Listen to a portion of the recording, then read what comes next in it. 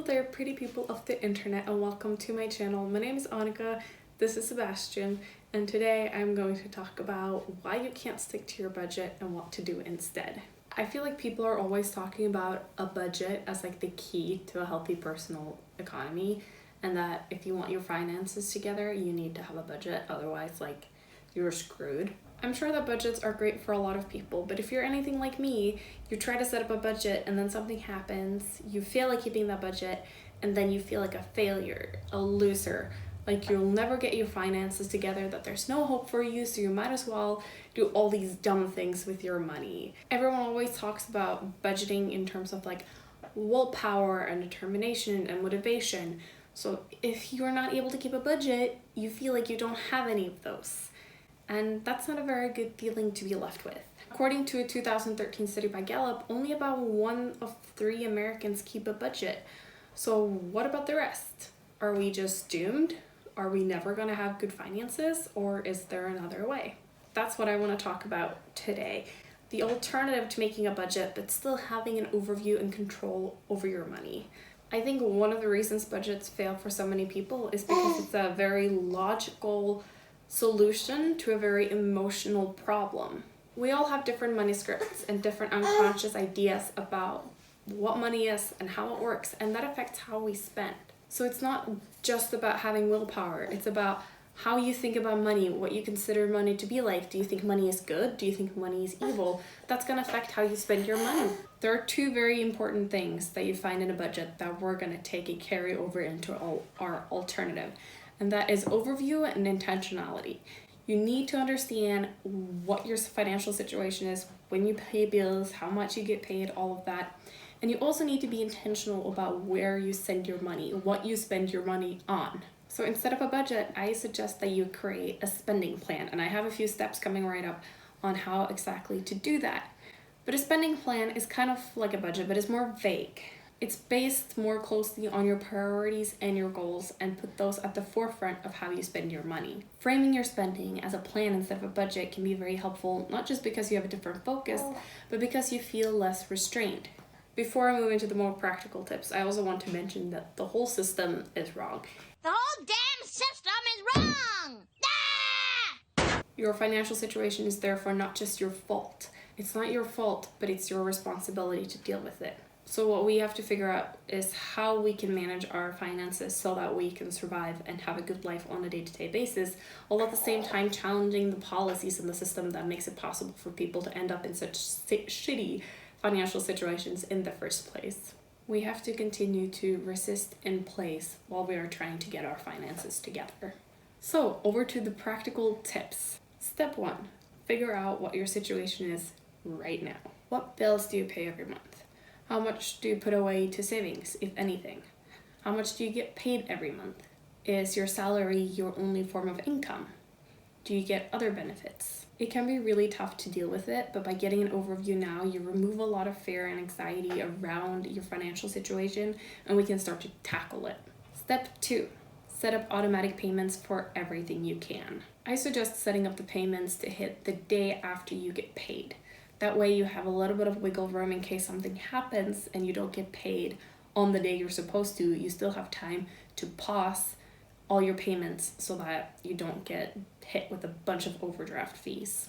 If you get paid twice a month or even every week, set up different bills to hit after each time you get paid. Set up auto saving as well, whether this is with the same bank that you have your checkings account in or in a different bank that has better interest rates. If you haven't really been saving before, start with an emergency fund. It feels great to know that we have a bank account with a little bit of money in case we get hit with an unexpected expense. The third step that I would recommend is that you send money to the different accounts that you are going to use. Now, how many accounts you set up is up to you and up to your lifestyle and up to your money habits. My husband and I have separate personal accounts, and then we have a joint account. We get paid into the joint account. That's where all the bills get drawn from, but then we also transfer our own monthly spending money into our personal accounts. That way we always know that what's in our personal accounts is ours personally. We can spend it, we can save it, we can do whatever we want with it. You can often have a lot of free checking accounts in your bank. If not, Call and ask, see if you can get them cheap, or maybe it's time to change bank to one that will allow you to.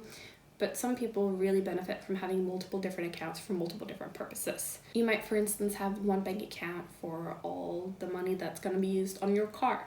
You might have one for all your groceries. You might have one for your kids or your pets. If you don't want to create a bunch of accounts and that would be difficult for you to manage, you can pull out cash. For instance, if you get paid on the 15th, but you know your electricity bill won't come until the 30th, pull out what you usually pay for electricity, maybe a little bit more, and put it aside. Maybe create an envelope system or have like a designated spot or binder to put that money into. That way, if the rest of your account is empty for whatever reason on the 30th, you still have the money to pay your bills. I am the type of person that tends to spend what's there, so it's very important for me to take everything that has to get paid elsewhere out before I spend from what's left. The next step takes a little more thinking and reflecting, and that is to figure out your priorities. We are constantly bombarded with impressions and ads and other people's lives telling us that we need this or we need that or we need to enjoy this or that, but that's not true. So now I want you to take a little bit of time to figure out what's actually important to you, what you feel good spending money on. For instance, I don't really like getting manicures. I feel like I can do a better job myself. I just pick the same color I have at home anyway, and I peel it off within a few days because I get tired of it. So for me, spending money on a manicure, it's not a priority. But I do like cooking good food at home. So for me, spending a little extra money to get fresh herbs for different dishes is a priority. The key here is to create a kind of roadmap for yourself. If you know what you are prioritizing, it will be easier to turn down and not spend money on things that you don't prioritize. What you can do here is just pull out a sheet of paper and write priorities on one side and not priorities on the other. Every time you are thinking about buying something, you can think, is it on my priorities or on my not priorities list? Try to decrease or eliminate all expenses that fall under the not a priority list. This will free up a lot of money and it will make your purchases intentional. The fifth thing I want you to do is to plan for unplanned expenses. This is just about building in a little bit of a buffer in your monthly spending for things you didn't expect would come up. You're just out. He's so warm. I've built in about $250 for us every month. If you want to, you can pull this cash out. That way you have it. If no unexpected or unplanned expenses come up at the end of the month, you can put it into your emergency fund. Not only is this helpful because you know that you have the money to cover unplanned expenses, but it feels different. For instance, when we got a $100 traffic ticket, it didn't hit as hard because it wasn't like I had to sacrifice something else that I wanted to buy instead. I already had money put aside for a specific case like this. The sixth step is the fun step, and that is to spend the rest. It sounds like horrible advice, but think about it. We've paid your bills, we've paid your debt, we've put money into savings, we have withdrawn the money we're gonna need for something else. What's left is money you can spend. How you spend that money should be based on what you listed as priorities earlier. If you have prioritized eating out but not shoes, then maybe turn down that sale for those new pairs of shoes you don't really want and don't really need and spend that money on a little extra nice food instead. The seventh step is to give yourself grace if you mess up. You likely will mess up. When we first start really planning out our money, we often don't have a very good idea of where our money goes and how much we actually spend. So in the beginning, you might want to spend a little more time checking those transactions and checking those balances on your bank account. As you do this for longer, you'll probably get more familiar with how much you actually spend on different things, and you don't have to check as often. Maybe set up some kind of alert system in your bank that lets you know when you have $200 or $100 or $50 left, so you don't accidentally overspend and get hit with those nasty overdraft fees. Remember that the whole system is designed to get you to buy. So at first, it can be very difficult to resist purchasing. Stores have wonderful marketing teams that play on your psychology, on your little reptile brain to make sure that you feel the urgency of a sale. They hit you with sweet deals or membership prices or a 10% discount if you sign up now, and you don't need it. Physical stores and online stores are set up to get you to buy and to get you to buy more. They're making it easier for you to buy. They make it more attractive for you to buy things. They make it seem like it's now or never. If you don't jump on this deal, you'll never find that pair of shoes ever again. But it's not true. It takes a while to learn to resist it.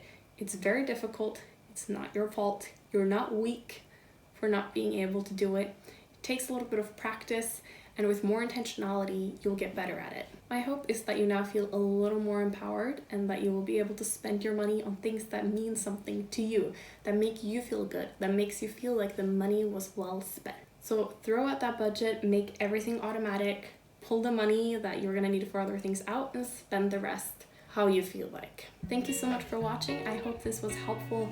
We are all on our own financial journeys, but I know this really helped me build both a healthier relationship with my money, manage it better, and get more out of it. I am sharing my journey to make you feel a little less alone in all of this, and I share the advice and the tips that I learn along the way. Make sure to like, comment, and subscribe for more videos on finances, messy motherhood, and minimalism. Until next time, bye!